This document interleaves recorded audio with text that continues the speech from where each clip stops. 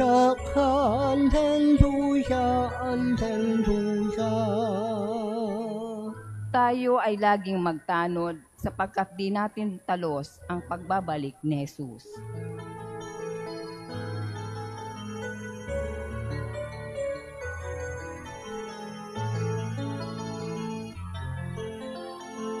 Hallelujah, Hallelujah, Hallelujah, Hallelujah, Hallelujah, Hallelujah, Hallelujah. Sumainyo ang Panginoon. At sumainyo rin. Ang mabuting balita ng Panginoon ayon kay San Lucas. Papuri sa iyo, Panginoon. Noong panahong iyon, sinabi ni Jesus sa kanyang mga alagad, "Tandaan ninyo ito. Kung alam lamang ng puno ng sambahayan kung anong oras darating ang magnanakaw, hindi niya pababayaang pasukin ang kanyang bahay. Kayo may dapat humanda sapagkat darating ang anak ng tao sa oras na hindi ninyo inaasahan." Itinanong ni Pedro, "Panginoon, sinasabi po ba ninyo ang talinghagang ito para sa amin o para sa lahat?" Tumugon ang Panginoon, "Sino nga ang tapat at matalinong alipin? Hindi ba siya ang pamamahalain ng kanyang Panginoon sa sambahayang nito upang magbigay sa ibang mga alipin ng kanilang pagkain sa karampatang panahon? Mapalad ang aliping iyon kapag dinatnan siyang gumagawa ng gayon pagbabalik ng kanyang Panginoon.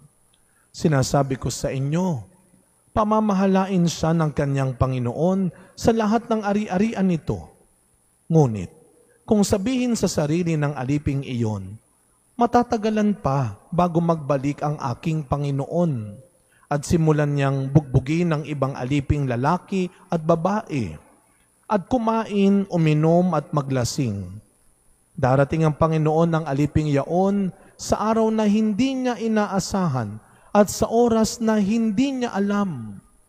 Buong higpit na parurusahan siya ng Panginoon at isasama sa mga di tapat. At ang aliping nakaalam ng kalooban ng kanyang Panginoon, ngunit hindi naghanda ni sumunod sa kalooban nito, ay tatanggap ng mabigat na parusa. Ngunit, ang aliping hindi nakaalam ng kalooban ng kanyang Panginoon at gumawa ng mga bagay na nararapat niyang pagdusahan, ay tatanggap ng magaang na parusa. Ang binigyan ng maraming bagay ay hahanapan ng maraming bagay. At ang pinagkatiwalaan ng lalong maraming bagay ay pananagutin sa lalong maraming bagay. Mga kapatid, ang mabuting balita ng Panginoon. Pinupuri ka namin, Panginoong Hesukristo. Good evening po sa inyong lahat. Kagaya ng aking nasabi, ngayon po ay kapistahan, pwedeng pumili, no? Mas pinili natin ngayon ng isang malapit na santo, siguro lalo na sa panahon natin ngayon sa tinatawag na the modern time. Of course, lahat tayo inabutan natin, ay hindi pala lahat, may mga bata, no? Karamihan sa atin dito naabutan natin ng santo na ito, Saint Pope John Paul II, no? Lalo na ho kayo siguro dito sa Liberisa, dahil dito ho siya huling dumalaw malapit sa inyo, malapit na malapit literal. Sino si Saint Pope John Paul II? Of course, ang Santo Papang sinasabi nilang well-loved by the many dahil sa kanya hong sigurong magandang disposisyon, dahil sa kanyang maamong mukha. Pero kahit maamo ang kanyang mukha, siya ho ay nakilala dahil sa kanyang tapang. Isa po sa nakilalang contribution niya, naging papel niya ay ang role niya sa naging peaceful fall of communism sa Eastern Europe. Hindi lang basta fall, peaceful fall. Isang payapang pagwawakas ng communism sa Eastern Europe. Hindi lang ho sabi na ang amo-amo ng mukha niya, wala nga lang ho tayo pang picture at imahen ni Pope John Paul II. Hopefully next year, sa next year celebration, meron tayong imahen, pati yung kanyang relic. We will try our best. Walang imposible sa Diyos na ang kanyang relic, yung iniikot na blood relic ni Pope John Paul II ay makadalaw dito sa atin. I don't know kung dati ho ba nakadalaw na dito. Nakadalaw na dito dati? Ang relic, hindi pa. Alam nyo naman, maraming first time. So hopefully next year, yung blood relic ni Pope John Paul II. Pero, mga kapatid, hindi lang kailangan natin ng blood relic ni Pope John Paul II, no? Sapagkat naiwan sa mundong ito ang magaganda niyang halimbawa. At sinong makakalimot sa makandang iniwan niya sa ating World Youth Day? Siya ang nagpasimula ng World Youth Day. At yun ang kanyang huling misa dito sa Luneta, 1995. First year high school ako. Maniwala kayo sa maniwala kayo. World Youth Day 1995 dito. Yun daw ang una bago ang misa ni Pope Francis na pinakamalaking misa dinaluhan sa labas ng Roma. Sa labas ng Vatican, dito ang pinakamalaking pagtitipon din na misa ng Santo Papa. Bago yung kay Pope Francis. Yung kay John Paul II. Dito rin sa Maynila, sa Grandstand. World Youth Day. At anong kanyang mensahe sa mga kabataan? Be not afraid. Iba ho yung mga kabataang matapang. Alam ho ninyo, may susumbong ako sa inyo, no? Ilang linggo, may mga ilang gabi ako na patawarin ako ng Diyos. Talagang ako'y nakikipagsigawan sa ilang mga bata sa harap ng simbahan na nag-aaway, nagbabatuhan, nagmumurahan. Hindi yan yung sinasabi ni Pope John Paul II na be not afraid. Tulungan natin ang mga kabataan na huwag matakot magsabi ng totoo. Na huwag matakot piliin, manindigan sa kunong mabuti at tama. Lagi ko sinasabi yan. Masaya tayong makikitang maraming bata at kabataan, pero pag hindi natin sila naturuan ng tama at mabuti, sila'y ating pananagutan. Be not afraid. May magandang balak ang Diyos para sa kanila, sa mga maliliit. At huwag tayong matakot na sila'y gabayan at samahan. Mukha lang silang matatapang kasi ang iingay, ang lalakas ng boses. But be not afraid, tayo rin. Tayong mga nag-aalaga sa mga bata at kabataan. Sabi nga ng Salmo, sa pangalan ng may kapal, tayo ay kanyang tutulungan. Kung ito ay gagawin natin sa pangalan ni Jesus, walang imposible. Father, iba na kasi ang mga kabataan ngayon. Diba sinabi rin ho yan nung kayo ay kabataan nyo rin? Iba na ang mga kabataan ngayon. Kaya ito ang ating pagtulong-tulungan. Kaya ano ang sinasabi ng ating ebanghelyo ngayon? Huwag natin baliwalain ang anumang magandang magagawa natin. Kaya alam ho ninyo, si Pope John Paul II, siya rin ang may isa sa mga pinakamaraming na bisitang bansa na Santo Papa. Alam nyo kung ilan? 124 na bansa. Nung kanyang time ng pagiging Santo Papa, nadalaw niya yon. Siya'y nag-promote din ng interreligious dialogue. Ito ang kanyang biyaya sa mundo. Having the courage to proclaim the gospel sa mga maliliit din, sa iba nating kapatid, sa ibang pananampalataya. Kaya ito yung wag daw natin palalampasin. Ano ang sabi ng ating ebanghelyo ngayon? Sino ang isang mabuti at tapat na alipin? Ito yung hindi nagbibilang ng oras, ng araw. Nakakarami na ba ako ng ginagawa? Focus. Kaya wag kang magpapalipas ng isang araw na wala kang sinisikap gawing mabuti at maganda. Uulitin ko, hindi palakihan at paramihan. Ang mahalaga, hindi mo sinayang ang iyong isang araw. Mapapagod, oo. Pero hindi tayo tatalikod at titigil sa anumang kaya nating gawing mabuti at tama araw-araw. Ngayon, bakit nandito ang larawin ni Saint Charbel? Alam mo ninyo, pinag-isipan kong mabuti. Sabi ko nga kay Brother Joshua, nagkataon, nagkasabay eh.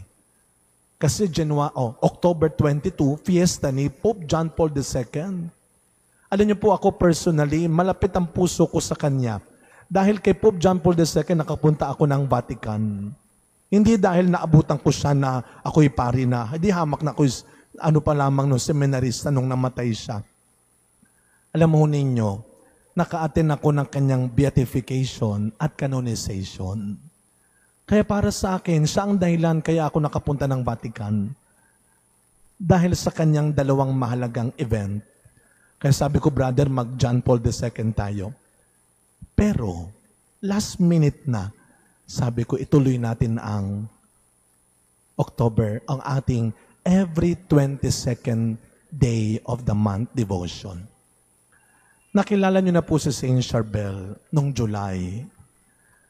Sabi nga ni Dr. Gaines nung ating programa last Saturday, siya po ang aking isa sa mga bagong kaibigang santo. Sabi ng simbahan, isa siya sa mga pinakamaraming next to Mama Maryng Himala na ina-attribute sa tulong ng kanyang panalangin ni Saint Charbel. Tandaan natin, ang mga santo ay katulong natin sa pagdarasal. Hindi sila Diyos, hindi sila Panginoon. Sila yung mga taong katulad natin na ngayon ay tinatawag nating nasa langit na at mga banal. Noong pong January 1993, may isa pong nanay sa Lebanon, ang pangalan ay si Nohad El Shami. 55 years old, nanay ng 12 anak. Nagkaroon ho siya bigla ng sakit na tinatawag na, sana tama ang pronunciation ko, hemiplegia. Yun ay paralysis ng kaliwang katawan. Naging seryoso. Lumala ng lumala. Na ang tanging solusyon lang daw, sabi ng kanyang mga doktor, ay operasyon. 3 buwan, pabalik-balik siya. Inihanda sa kanyang operasyon. Sa sobrang lungkot, kawalan na ng pag-asa, yung kanyang panganay na anak lalaki ay nagpunta sa Hermitage ni Saint Charbel, yung Saint Peter and Saint Paul Hermitage, kung saan si Saint Charbel ay nabuhay ng mahaba bilang ermitanyo. At doon, nag-uwi siya ng langis at ilang lupa galing dun sa libingan ni Saint Charbel, langis. Dahil hanggang ngayon daw ay naglalabas pa rin ng langis yung kanyang nicho. January 22, 1993, na naginip si Nohad. May 2 monk na Maronite. Yang itsurang yan, ganyan ang Maronite monk. May 2 monk daw sa tabi ng kanyang kama. Yung isa ay kamukha ni Saint Charbel na nakahawak sa kanyang leeg. Na animoy inooperahan ng kanyang leeg. Yung pangalawang monk ay nakaalalay sa kanya na nilalagyan ng unan ang kanyang likuran. At nung siya'y nagising, kasi panaginip lang, nung siya'y nagising, nagulat siya. Sapagkat may 2 hiwang marka ang kanyang leeg na animoy inoperahan. At ang maganda rito, muling nakagalaw ang kanyang mga braso, ang kanyang mga binti. And she was completely healed. Kinabukasan, nung gabi ring yun, na naginip ulit siya. At nagsalita na si Saint Charbel. At ang sabi, I did the surgery to to let people see and return to their faith. And I ask you to visit my hermitage in Anaya every 22nd of the month. Attend the Mass regularly for the rest of your life. At simula noon, dumami na ang nagpipilgrimage every 22nd of the month sa Anaya, sa kanyang hermitage. At dumami, 33,000 mahigit ang naging himala. Namatay din naman si Anaya. Alam niyo kung kailan? Ngayong taon lang. May 14, 2025.